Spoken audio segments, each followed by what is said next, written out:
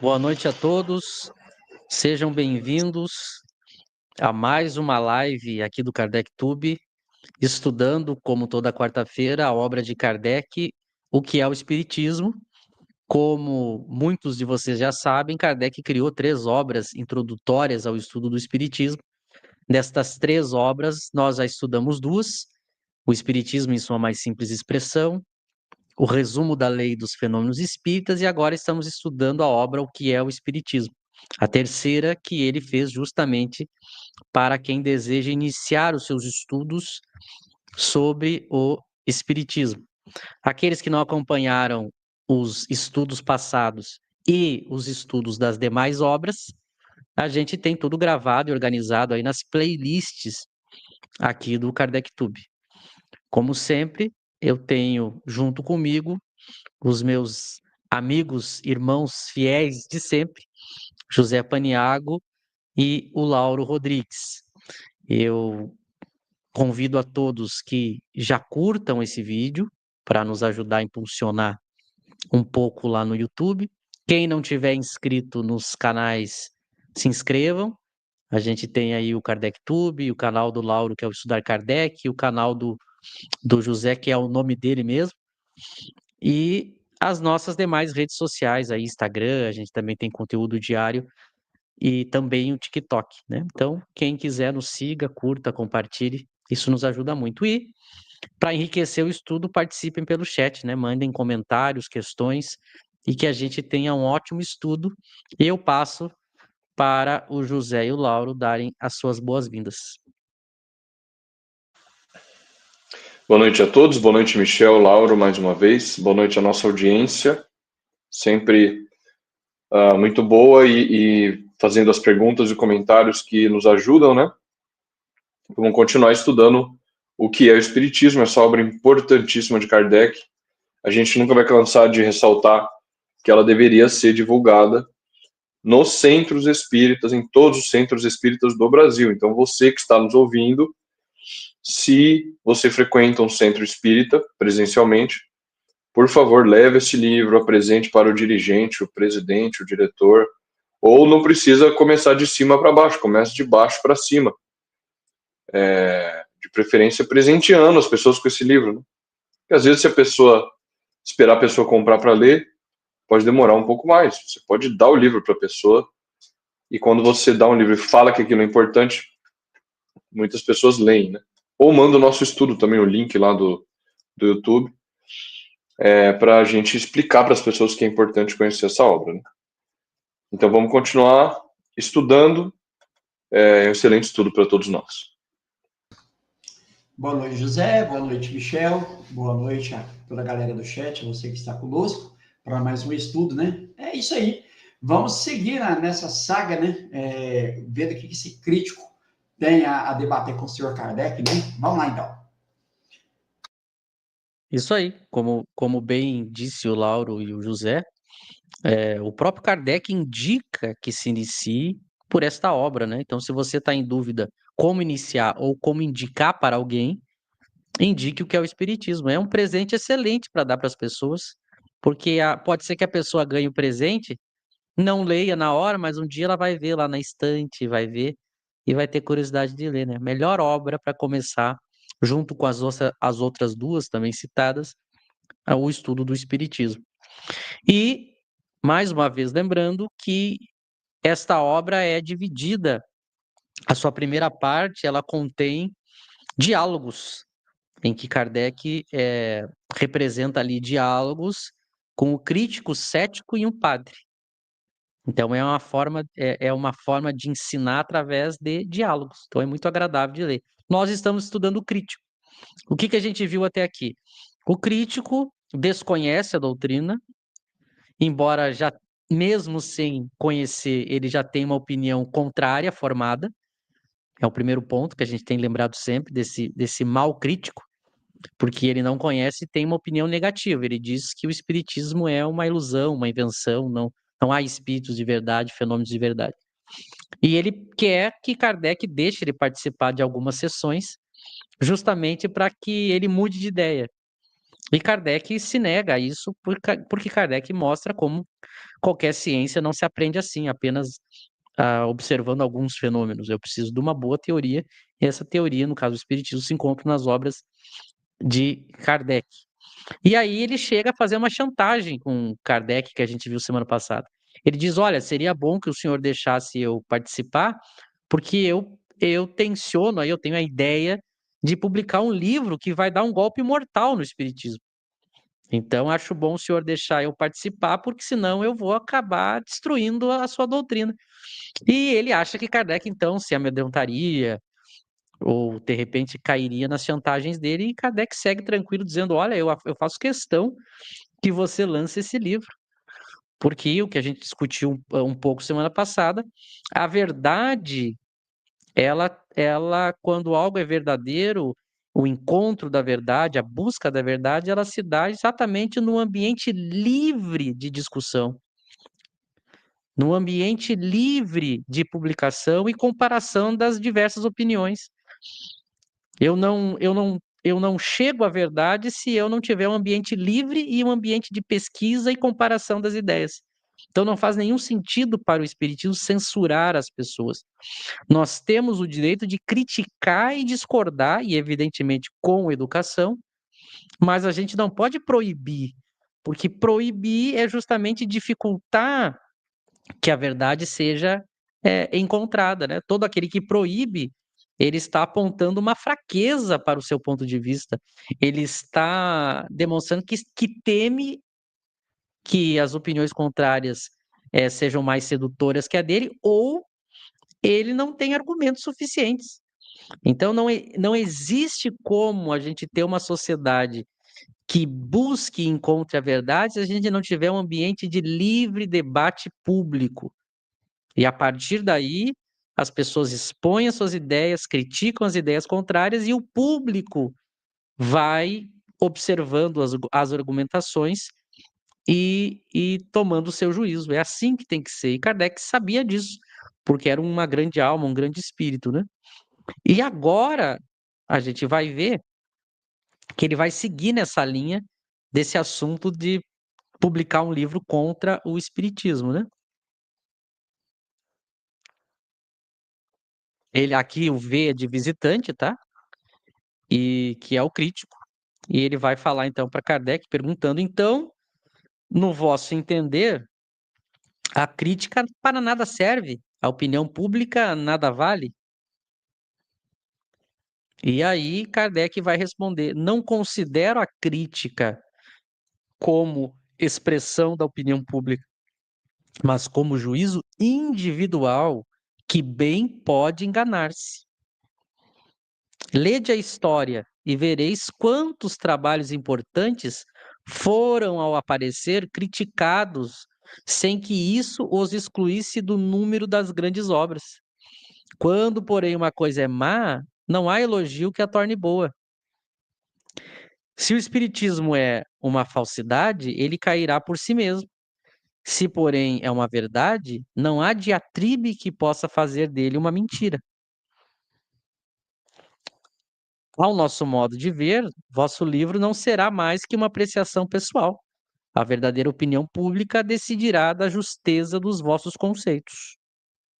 Procurarão examinar, se mais tarde reconhecerem que vos enganastes, vosso livro se tornará ridículo, como os que não há muito foram publicados contra as teorias da circulação do sangue, da vacina, etc, etc. Eu vou parar aqui, ainda tem mais resposta, mas só para a gente dividir em dois, para a gente poder pegar com mais qualidade a análise. Então, vejam que Kardec vai começar agora, e esse é um ponto muito importante, é um dos pontos mais importantes dessa discussão com o crítico, que Kardec vai começar a tratar agora sobre o que é uma crítica e uma boa crítica, para que a gente aprenda com ele, para que a gente aprenda com Kardec a como ser um bom crítico e qual é a função da crítica, para também saber lidar com a crítica alheia. Então, é como ele diz: eu não considero a crítica como expressão da opinião pública, mas como juízo individual que pode enganar-se. Então, as pessoas emitem opiniões sobre a coisa, diferentes pessoas emitem diferentes opiniões sobre a mesma coisa, e esse conjunto de pessoas vai, por comparação e argumentação, contra-argumentação, lapidando a explicação, buscando uma explicação definitiva ou melhor possível. Então, por isso que Kardec não está preocupado em proibir crítica, porque é assim mesmo que acontece. E toda crítica, ela é uma apreciação, ela é um ponto de vista que pode se enganar. E justamente o que vai ajudar a mostrar o engano da crítica é outra crítica. Então a pessoa lança uma teoria, uma proposta, a outra pessoa analisa, critica. A outra pessoa vai lá e responde, daí vem a outra e critica, depois vem outra. E é esse trabalho que faz fomentar o progresso das ideias na nossa sociedade. Aí Kardec quer mostrar para ele, não é porque há críticos que a coisa é verdadeira ou a coisa é falsa. A crítica é o processo natural que acontece e deve acontecer para que a gente vá aprendendo sobre aquela discussão e procurando lapidar ela. E ao longo da história, as teorias vão se modificando, evoluindo, se melhorando. É assim mesmo que o trabalho do progresso de uma teoria se dá. E Kardec mostra, olha, há muitos casos na história, e a gente sabe disso, qualquer pessoa que tenha aí conhecimento básico, geral da história, sabe que muitas coisas geniais e grandiosas, quando surgiram, foram criticadas, ridicularizadas. Mas o tempo fez com que elas sobrevivessem, porque eram boas e verdadeiras, porque tinham condições de enfrentar a crítica, e com o tempo aquilo foi sendo aceito. Porque a verdade resiste à crítica e ao tempo. E depois de um longo trabalho geral, a sociedade como um todo vai tomando aquilo como verdade. Vai tomando aquilo como algo aceito, embora sempre possa ser revisado, melhorado, corrigido. Por isso que diz, quando porém uma coisa é má, não há elogio que a torne boa. Da mesma forma, se uma coisa é boa, não há diatribe que a torne má. Então não é a questão da crítica o problema, porque a crítica não muda os fatos. A crítica é uma maneira de tentar botar à prova e ver a força daquela teoria, daquela proposta. Então Kardec valoriza a crítica, mas ele não toma uma crítica como a representante única, como a opinião única, como algo verdadeiro. Por quê? Porque a própria história mostra que no ambiente da crítica eu tenho muitas vezes coisas que depois se mostraram verdadeiras e que no início receberam crítica contrária. Assim como há coisas que podem receber crítica boa e depois se demonstrarem falsas. Por isso que ele diz, se o espiritismo é uma falsidade, ele cairá por si mesmo. É a mesma coisa, o espiritismo ele tem que ser levado a público e ser colocado à crítica. Se ele for falso, ele não vai resistir. O que a gente critica e reclama é que as pessoas que dizem atacar o espiritismo ou mostrar que o espiritismo é falso, elas não estão falando de espiritismo. Esse é o problema. Mas o espiritismo, ele deveria ser colocado, as obras de Kardec deveriam ser colocados para o debate, não escondidas ou representadas por obras que não condizem com aquilo que ele pensa. Porque aí sim, daí eu tenho um trabalho ruim, porque eu não estou apresentando a teoria, eu estou falseando no sentido de deturpando a teoria, para usar melhor o termo. E aí muitas pessoas dizem assim, mostrei que o espiritismo é falso. Daí você vai ver, ela está falando de outra coisa. Ela está falando de obras que se apresentam como espiritismo. Aí é diferente. Mas a gente deveria colocar Kardec à mesa a discussão pública. E aí a gente vai comparando como Kardec fazia, vai comparando propostas diferentes da de Kardec. Qual é o problema? Repito, para concluir. O problema é que as pessoas que dizem criticar o espiritismo, quando a gente vai ver, elas não estão criticando a obra de Kardec. Elas estão criticando obras do movimento espírita que não condizem com Kardec. Então você não sabe dizer se Kardec é forte ou não, porque ele não está no jogo. O que a gente precisa é botar as obras de Kardec no jogo.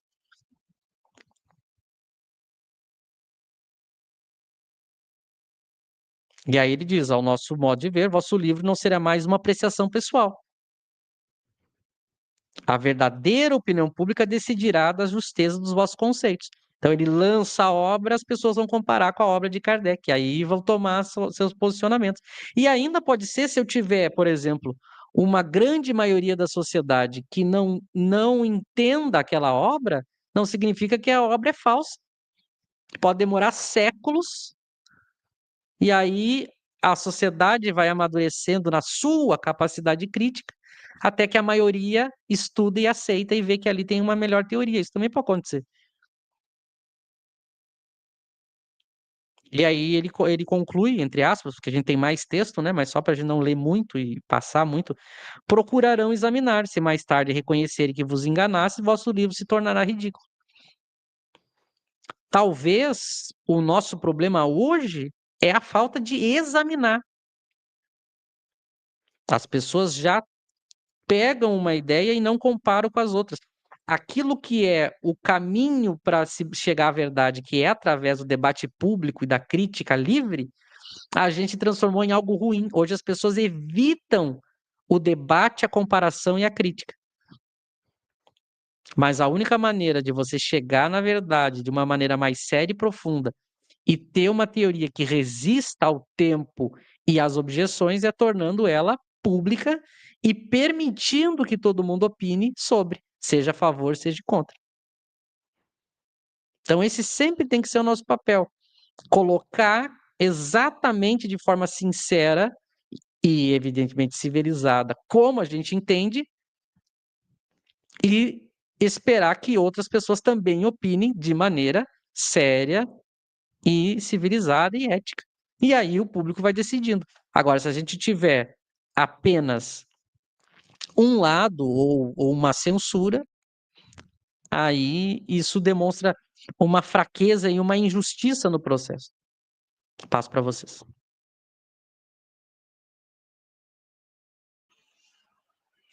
Eu acho que o crítico aqui está questionando Kardec se ele não considera a crítica importante, porque ele falou que ia publicar um livro se opondo ao Espiritismo, e Kardec falou, pode publicar, não tem problema, né? Eu acho que nessa resposta de Kardec, tem vários elementos aí, né? Primeiro, Kardec sabia o que estava fazendo, né? Ele tinha muita segurança do que ele estava fazendo, da teoria que ele estava construindo. Ele sabia que ele estava construindo uma ciência sólida. Ele dominava a filosofia, então, quando ele vai extraindo as conclusões, ele vai deduzindo as conclusões os princípios filosóficos da ciência espírita, dos fenômenos, ele trabalha muito bem com a consistência da teoria. O que é a consistência? Aquela teoria que não tem contradições, né? Ele trabalha muito bem com isso. Ele dominava muito bem os temas filosóficos. Então ele tinha segurança sobre o que estava fazendo. Quando a pessoa tem segurança do ponto de vista da razão intelectual sobre o que está fazendo, quando a pessoa tem a grandeza moral de Kardec, que era um homem virtuoso, que agia com prudência, que tinha coragem acima de tudo, né? Tranquilidade, calma, frieza. Ele mesmo fala isso, né? Eu observo tudo com frieza, sem a sangue frio, né?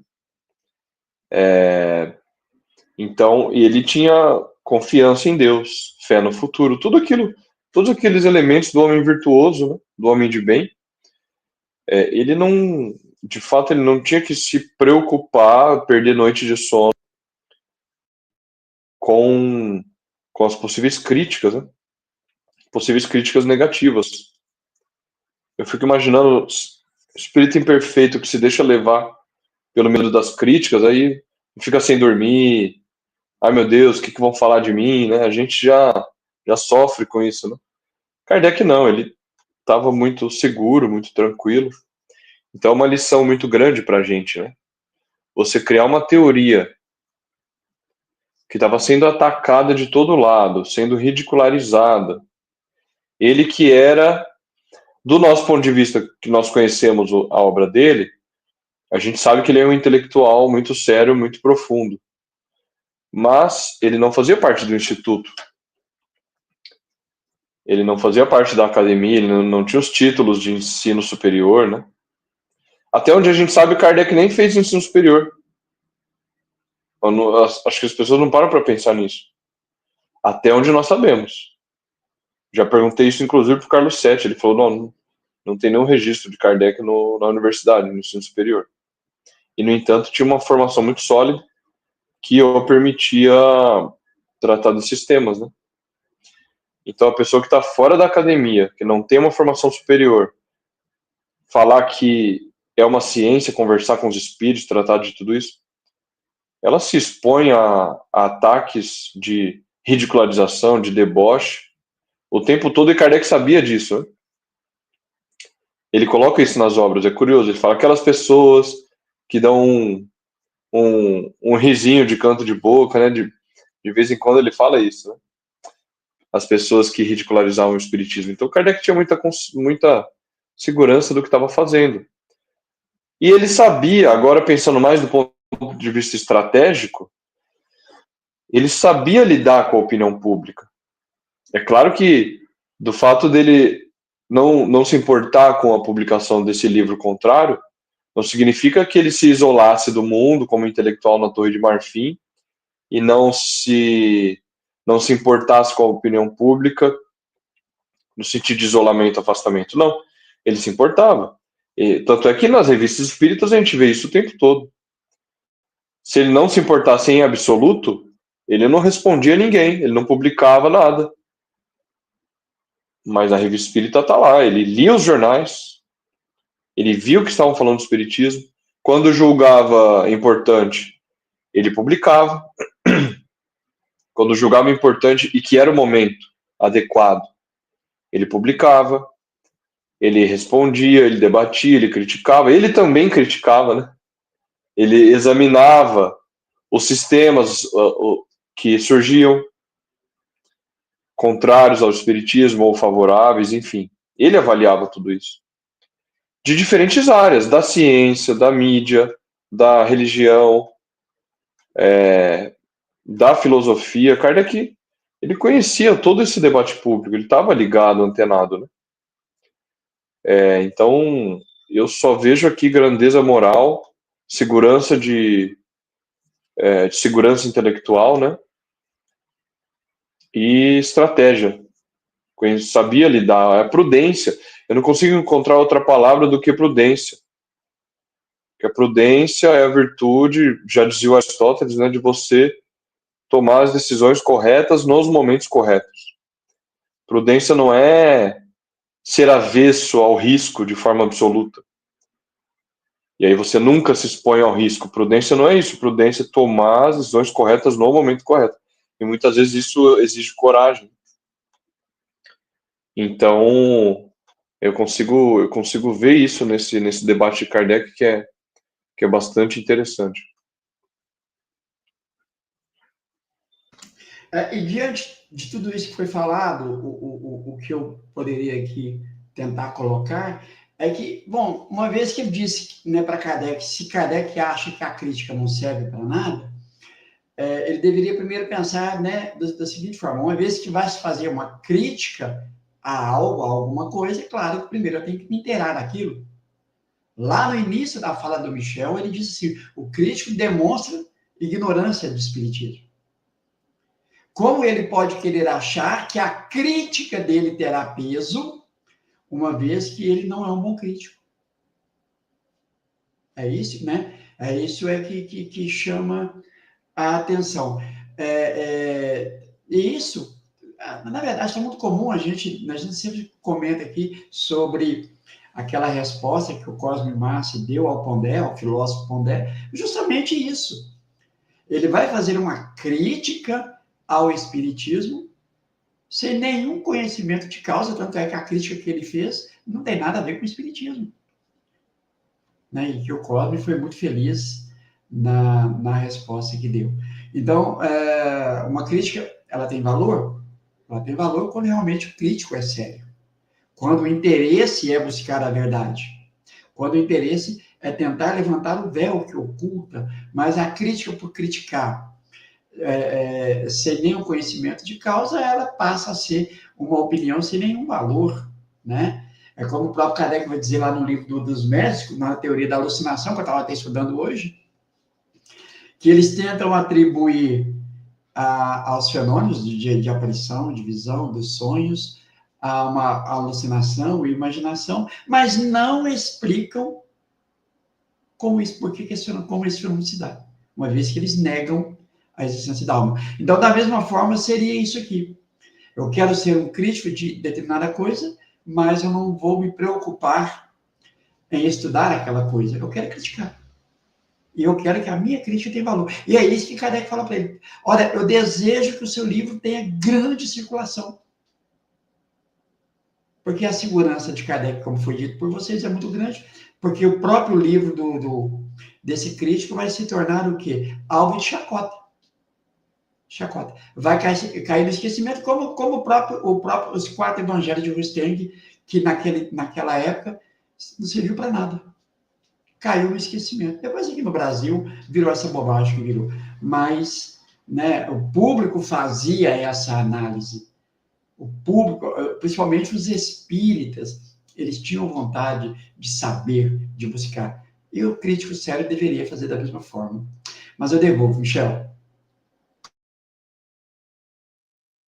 Isso aí. É muito interessante as pessoas lerem a revista espírita e acompanhar Kardec, os momentos que Kardec se pronuncia em defesa do espiritismo, né? Porque isso revela muito da pessoa que ele era. Aí a gente entende como só um espírito superior poderia ser o responsável por essa doutrina.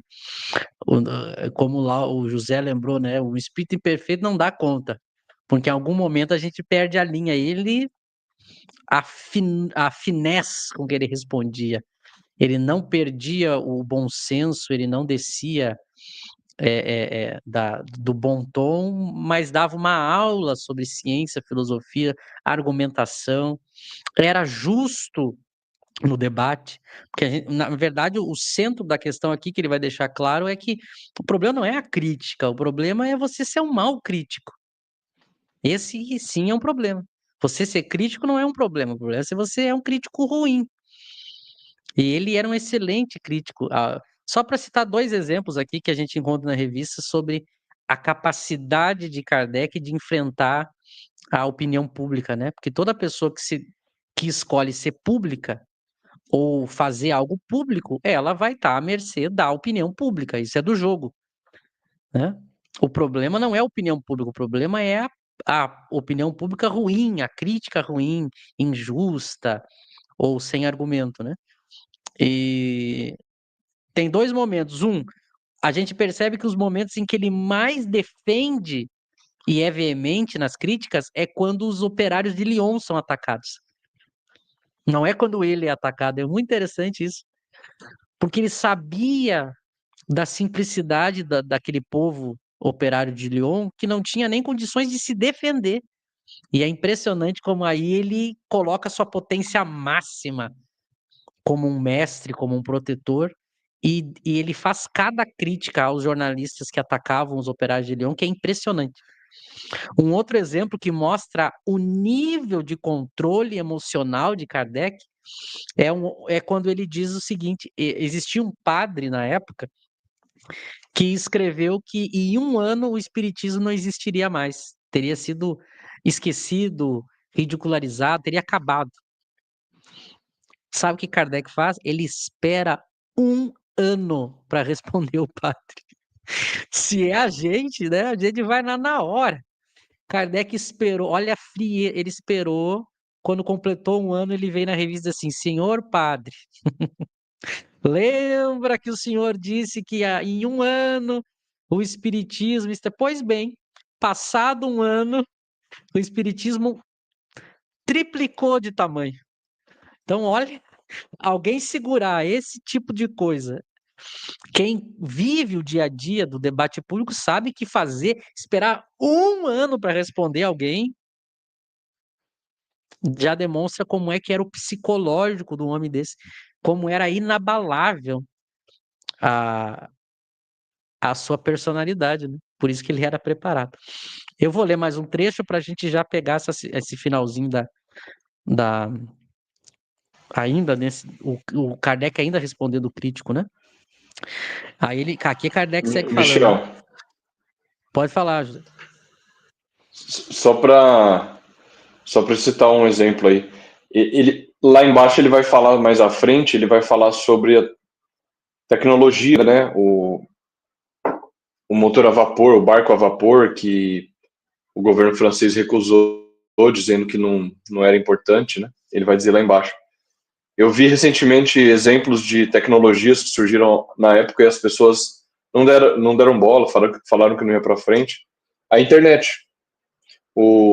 Tem um vídeo, né, no YouTube, o Bill Gates no programa, aqueles talk shows lá nos Estados Unidos, o Bill Gates tentando explicar para as pessoas que a internet tinha uma aplicação muito maior do que só o e-mail, porque surgiu com o e-mail, que era uma troca de mensagem. Ele falou, olha, é muito mais rápido mandar e-mail do que carta e tal. E as pessoas, mas a internet é só isso? Ele, não, abre possibilidades para mais coisas. Aí as pessoas, o que ele? Não, ainda vai se construir. As pessoas não conseguiam entender a abrangência do negócio. E com relação ao próprio smartphone também, para falar de outra personalidade aí do mundo da tecnologia, né? O Steve Jobs, na Apple, foi o cara que criou o smartphone, que lançou, que antes só existia celular com teclado numérico, né, de plástico. E ele lança o smartphone, e aí eu acho que é o presidente da BlackBerry, que era uma concorrente à época que tinha o telefone com teclado de plástico, né? Falou, não imagina, quem que vai querer um celular sem teclado e ainda custando $500, que era caro na época. E hoje, absolutamente, o mundo inteiro usa smartphone e ninguém usa telefone de teclado físico, né? Então é assim, o negócio surge, todo mundo dá esses prognósticos aí de que não vai virar, não sei o quê, mas se a coisa tem uma verdade, tem fundamento, ela continua. Por mais obstáculos e vicissitudes que ela encontre na frente. E se tem uma doutrina que encontrou obstáculo pela frente, olha, o espiritismo ele sobreviveu por aparelhos por muito tempo. E ele ressurge das cinzas, né? Que a verdade é assim, as pessoas não entendem.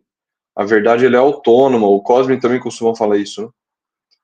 A verdade ela se impõe sobre nós, a gente queira ou não queira. Então, se uma coisa, Kardec sabia disso, é disso que ele está falando aqui. Se uma coisa é verdadeira e as pessoas estão defendendo essa coisa de forma honesta, sem o interesse por trás, as pessoas veem que tem fundamento ali. Veem que você está defendendo uma coisa porque você acha aquilo bom. Ponto final. E o espiritismo tem fundamento, né? Então, ele vai resistindo, ele vai continuando, ele vai seguindo, vai seguindo, vai seguindo.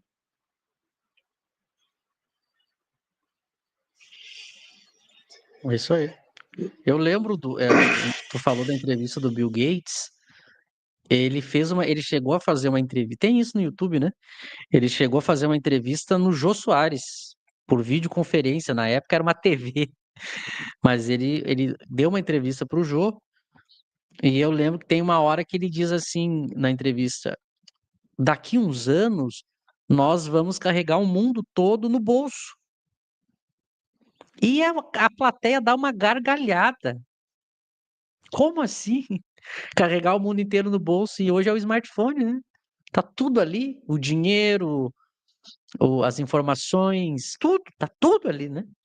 É impressionante como depois que a coisa já está feita e já conquistou o direito de cidade, como se diz, né?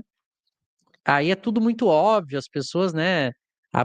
Pessoa mais simples diz, nossa, mas isso é muito óbvio. Mas os pioneiros de qualquer ideia, de qualquer tarefa, sabem o que é enfrentar aí a, o movimento contrário, né? Isso para todos, né? O, o período das grandes navegações também, né? Se dizia que era uma loucura, era até era um gasto desnecessário em investir, em descobrir novas rotas, e mudou o mundo, né? Então isso é muito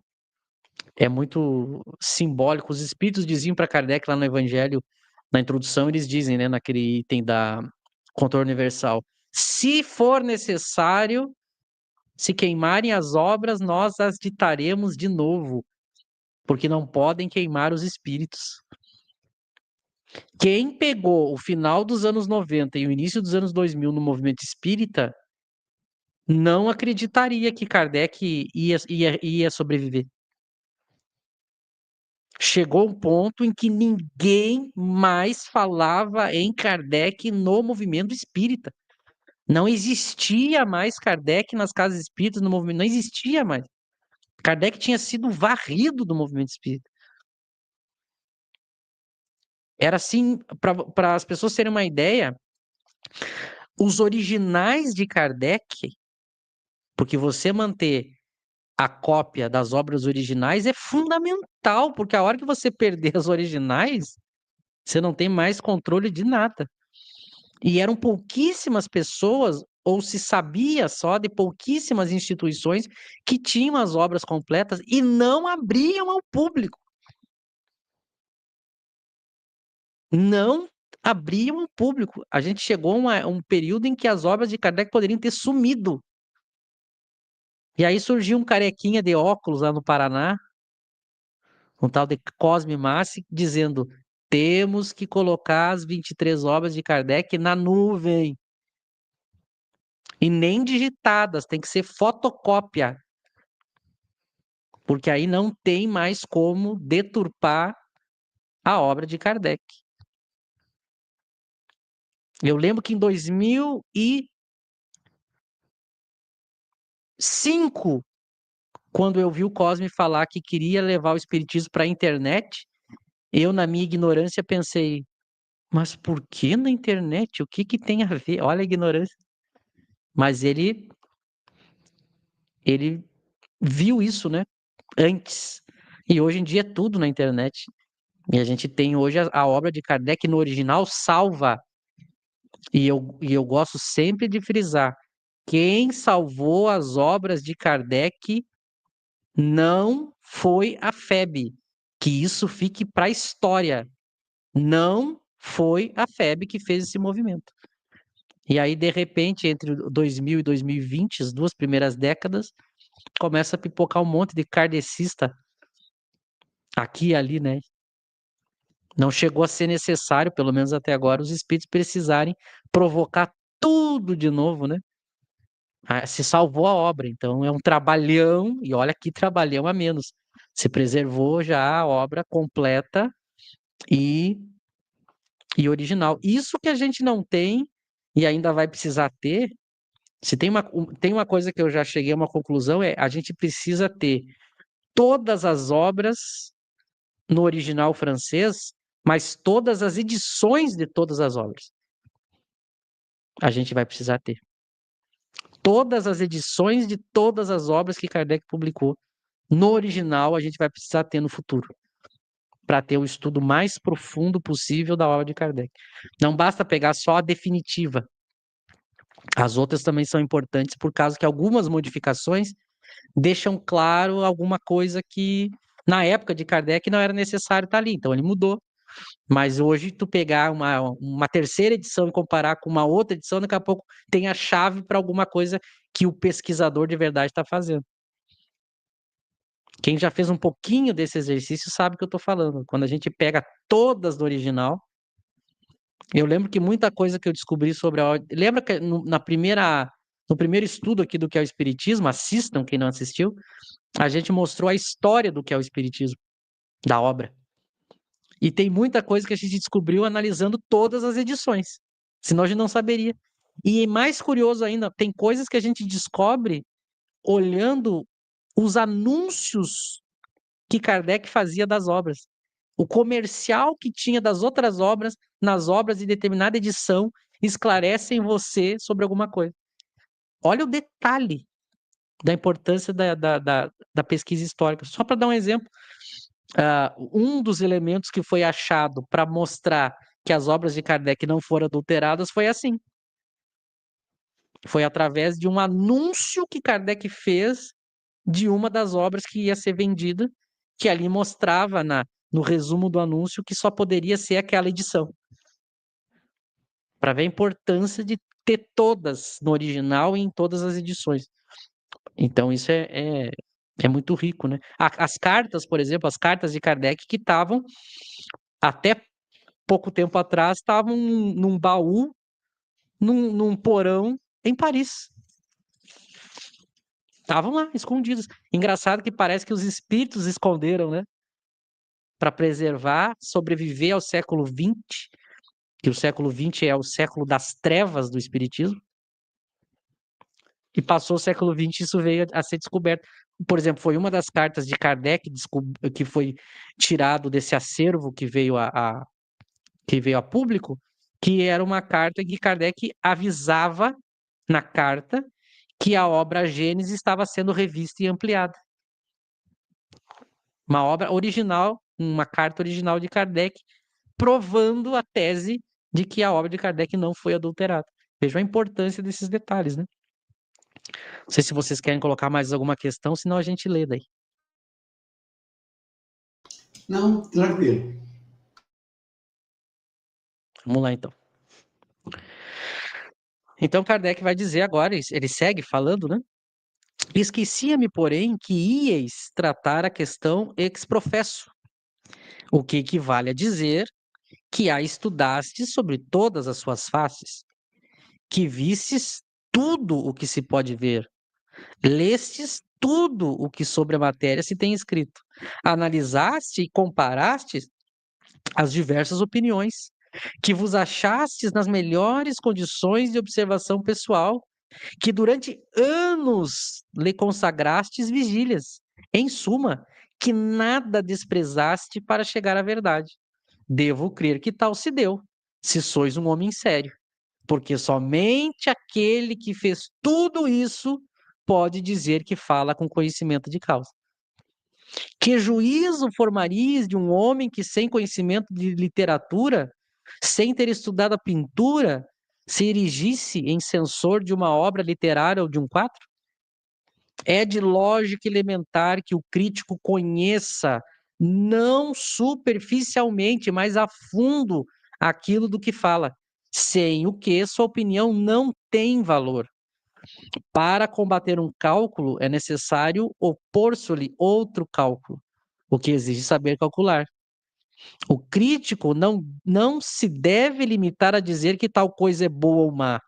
É preciso que justifique a opinião por uma demonstração clara e categórica, baseada sobre os princípios da arte ou ciência a que pertence o objeto da crítica. Como poderá fazê-lo quando não conhecer esses princípios? Não tendo ideia da mecânica, podereis apreciar as qualidades ou os defeitos de determinada máquina? Não. Pois bem, o vosso juízo acerca do espiritismo, que aliás não conheceis, não pode ter mais valor que o que, nas condições acima, emitisseis sobre a aludida máquina. A cada passo sereis apanhado em flagrante delito de ignorância, porque aqueles que têm estudado a matéria verão logo que a desconheceis, donde concluirão que não sois um homem sério ou que agis de má fé. Expondo-vos, portanto, a receber, quer num, quer noutro caso, desmentido pouco lisonjeiro ao vosso amor próprio. Olha, eu vou dizer que é um dos textos mais impressionantes que eu considero Kardec mostrando o que é que compõe um bom crítico. Esse, todos esses pontos que ele coloca aqui, a gente devia colocar e moldurar num quadro, né?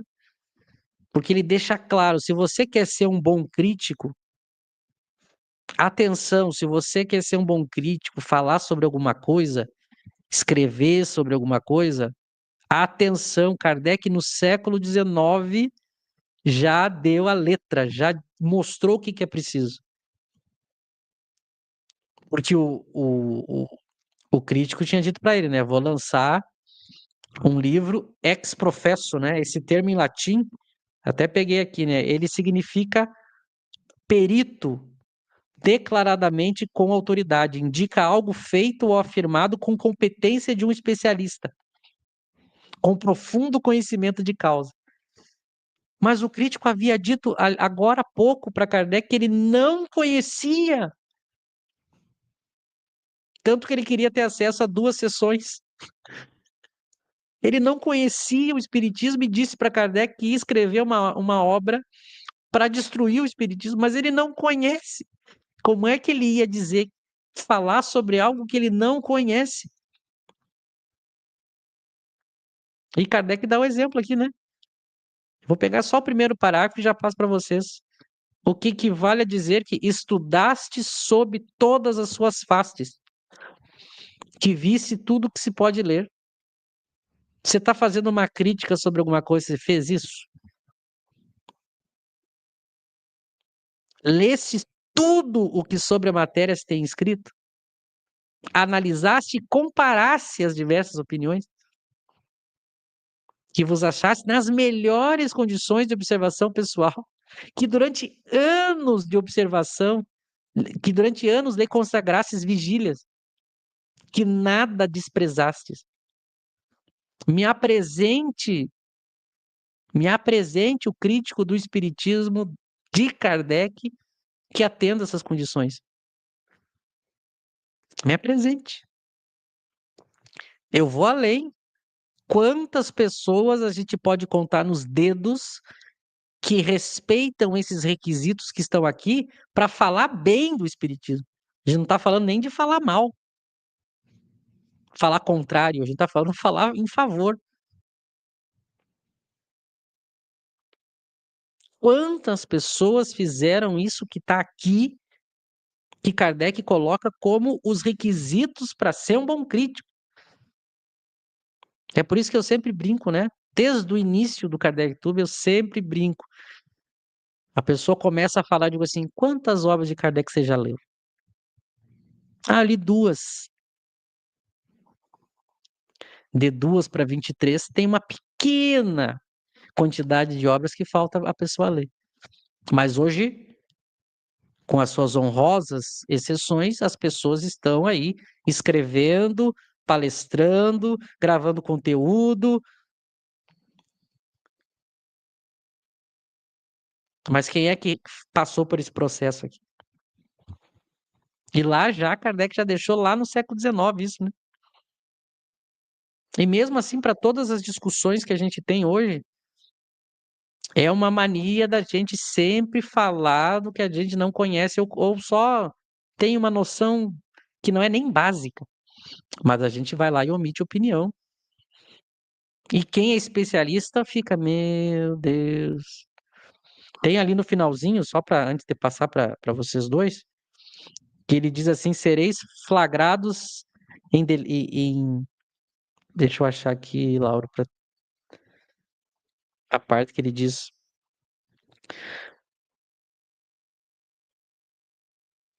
Ali, ó, a cada passo sereis apanhado em flagrante delito de ignorância. Porque aqueles que têm estudado a matéria verão logo que a desconheceis. É no parágrafo que começa assim, não, pois bem. Começa assim o parágrafo. Aí, não, pode descer mais, pode descer. Tá mais para baixo ainda. Aí, ó, no meio tá escrito, pode descer mais um pouco. Ali, ó, a cada passo sereis apanhado em flagrante delito de ignorância, porque aqueles que têm estudado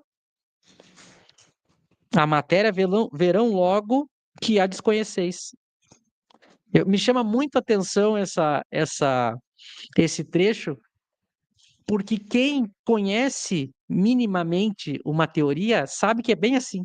Quando a gente conhece minimamente uma teoria e vê alguém falando, a gente fica, ih, já sei que a pessoa não estudou. É bem assim. Quem conhece, fica, ih, tá? A gente, eu passo, às vezes eu dou uma zapeada nos canais espíritas. Eu preciso de 60 segundos para saber se a pessoa estudou ou não, Kardec. 60 segundos eu fico, já sei que não estudou. Só pelo que está falando. É uma cambada enchendo linguiça. Não sei se tem esse termo aí no estado de vocês. Aqui é encher linguiça. A pessoa não sabe, mas ela fica enchendo linguiça. Eu tenho visto os cartazes dos grandes eventos espíritas no Brasil. Aí você vê o tema das palestras, você já sabe pelo tema que o palestrante não estudou Kardec. Porque a gente vê que é coisas que Kardec nunca tratou. Então se diz, mano, então o que a pessoa vai falar? E é assim hoje na nossa sociedade. A gente vê, digo, a pessoa fala de espiritismo, que no caso é o que a gente estuda há muitos anos, né? A gente fica, agora quando a pessoa é séria, tu diz, opa, deixa eu ouvir esse cara falar, porque para ele estar falando isso, ele não é bobo não, hein? Ele consagrou anos de vigília para estudar a fundo. Passo para vocês.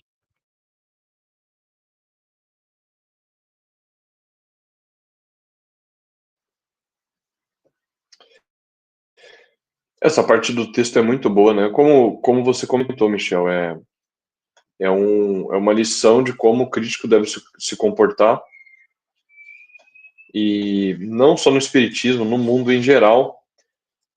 São raras as pessoas que fazem uma crítica com esse grau de rigor, né? Hoje em dia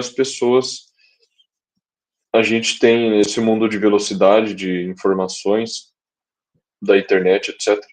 As pessoas se apressam muito, a gente acaba dando opinião sobre tudo, nem sempre a gente conhece do assunto, né? Mas Kardec está recomendando aqui a postura do crítico, que precisa conhecer a fundo o tema para falar sobre esse tema. Ele fala, é de lógica elementar que o crítico conheça não superficialmente, mas a fundo aquilo de que fala, sem o que sua opinião não tem valor. Então, aquele crítico que está detonando o espiritismo e você percebe que ele não conhece do tema, aquela opinião não tem valor, né? Porque não, e Kardec continua, não basta dizer que uma coisa é boa ou má. Isso aqui é bom, isso aqui não é bom, eu gosto, não gosto. É preciso que justifique a opinião por uma demonstração clara e categórica. Não basta você dizer, isso aqui está errado, não gosto disso, ou isso aqui é bom, eu gosto disso. Isso não basta para uma discussão séria, se a pessoa quer ser levada a sério, aprofundar na discussão. Ela precisa justificar a opinião, justificar é dar razões, dizer o porquê, usar argumentos. Como se faz isso? Usando argumentos, usando a lógica. Uma demonstração clara e categórica, para não deixar dúvida. Mas eu não conheço do tema. Não posso criticar? Não. Quando a gente está falando de ciência e filosofia, tá? Não estou falando de trivialidades. Estou falando de entretenimento, futebol. Futebol, você dá a opinião do seu time, envolve paixão. É trivialidade. Aí você gosta ou não gosta do Neymar. Não é isso. A gente está falando de ciência, a gente está falando de ciência e de filosofia. Está tratando um tema profundo como esse, você tem que, o mínimo, você conhecer a fundo. Mas o crítico, muitas vezes, ele não quer se dar o trabalho de ocupar um tempo para conhecer aquilo e poder criticar. Mas se ele não conhece, ele deveria se pôr na posição de não criticar. Ou, não é que a pessoa é proibida de falar, não é isso, mas ela precisa, no mínimo, ela precisa ponderar qual é a abrangência do que ela está afirmando. Ela até pode dizer, olha, eu só conheço superficialmente, a impressão que eu tenho de longe é essa, mas eu não vou emitir uma opinião mais aprofundada, porque eu não conheço. Percebe? A gente precisa medir qual é o grau e a abrangência da nossa opinião. Se a pessoa fizer a ressalva e for honesta de deixar claro que ela não conhece, ela só tem uma impressão de longe, não há nenhum problema. Ninguém é obrigado a conhecer de forma aprofundada todos os assuntos, até porque isso é impossível. A gente, na nossa vida, precisa escolher ali uma meia dúzia de assuntos para se aprofundar. Ninguém consegue estudar tudo. Então a pessoa até pode falar, olha, o que eu vejo por aí, tem alguns amigos... Eu já conversei com pessoas assim, que o cara não se aprofundou no espiritismo para criticar, mas ele também não critica de forma veemente, categórica.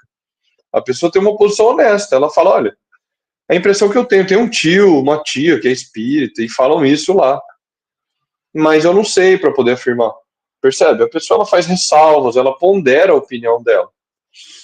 O que não pode fazer, que é o que esse crítico aqui assume, é publicar um livro provando a falsidade do espiritismo sem conhecer do assunto. Aí realmente não dá para levar a sério.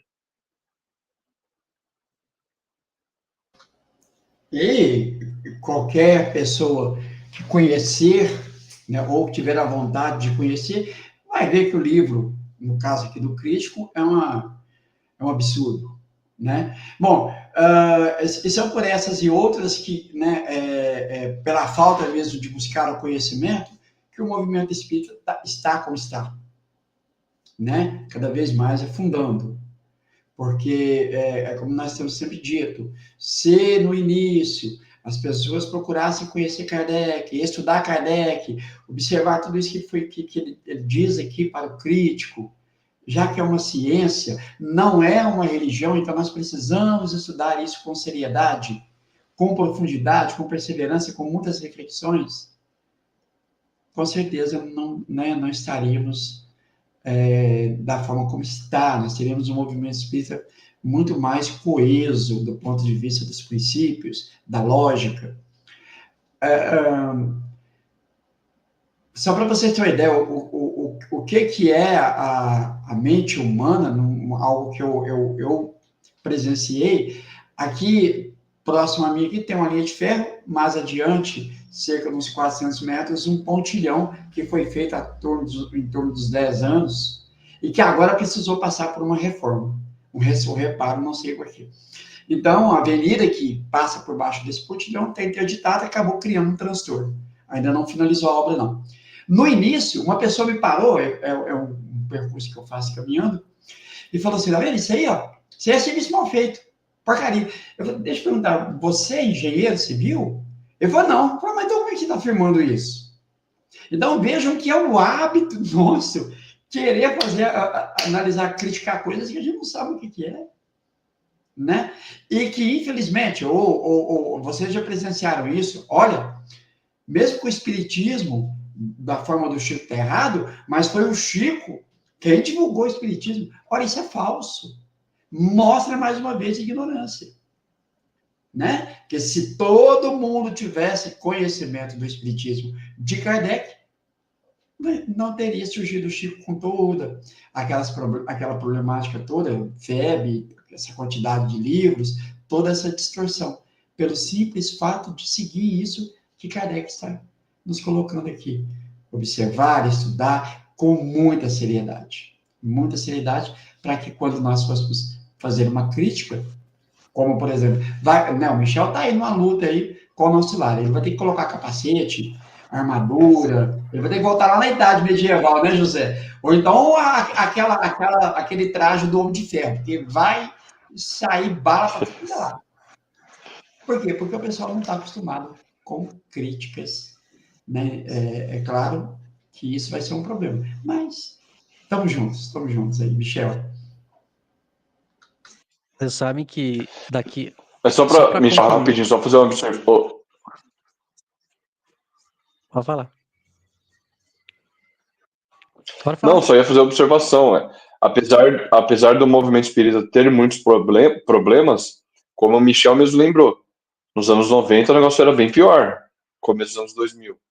Com a internet, e na pandemia a gente pôde observar isso, os grupos kardecianos parece que se multiplicaram muito na internet. Então, eu diria que a gente vive um momento hoje, se o século XIX foi a origem, o século XX foi a idade das trevas, né, como lembrou o Michel, talvez a gente esteja vendo um renascimento espírita, um renascimento kardeciano no século XXI, que vai produzir frutos para o futuro, mas para produzir fruto no futuro precisa arar a terra, né? Debaixo do sol precisa arar a terra, senão o negócio não acontece. Exatamente. Para a gente finalizar, daqui algumas semanas eu vou estrear na terça-feira aqui no Kardec Tube os famosos reacts, né? Então a gente pega um vídeo de alguém falando, no caso sobre espiritismo, e a gente vai comentando. E o primeiro que eu vou iniciar é sobre o Chico. Em 1971, o Chico ele já tinha 40 anos de mediunidade. Olha só, já era famosíssimo. E ele foi convidado para dar a famosa entrevista na TV Tupi, no programa famoso Pinga Fogo, que foi a maior audiência da televisão brasileira e que não foi superado o recorde. Então a gente teve no auge do chiquismo, da febre, o Chico em rede, ela não era diretamente nacional na época, mas eles depois transmitiram nacionalmente porque as gravações iam passando para as demais regiões do país. Então, a gente pode dizer que o Brasil inteiro assistiu, né? E o mundo inteiro teve acesso, né? Então foi uma coisa de uma repercussão estrondosa.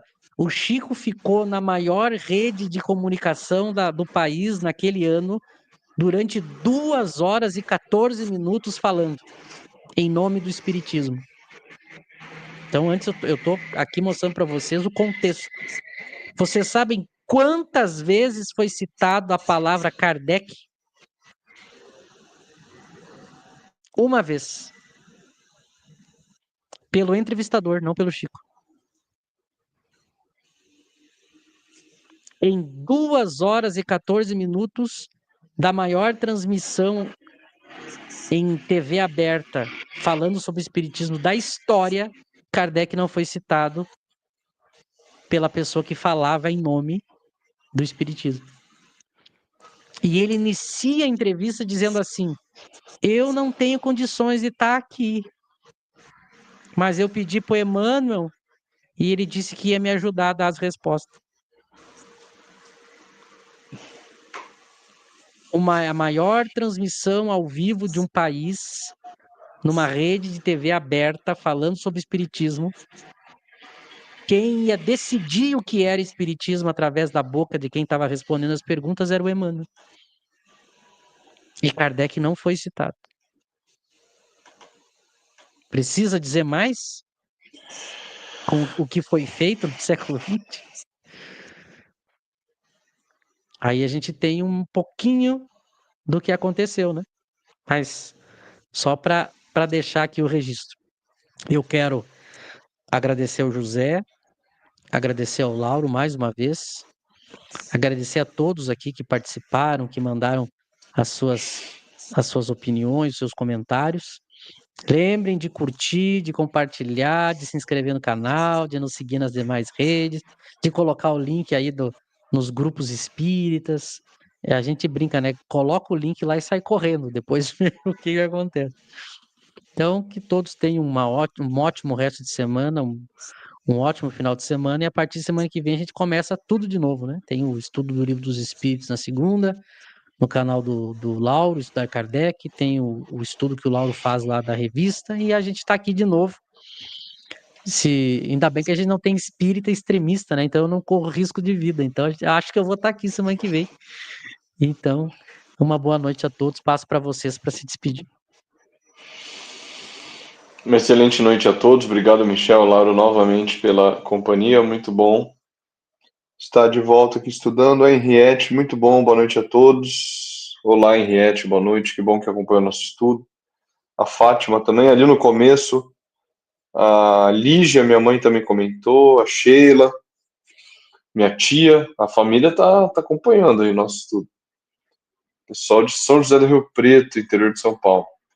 É isso, muito obrigado a todos aí que nos acompanharam, sempre com comentários e acompanhando nosso estudo, apreciando, a gente fica muito feliz com isso.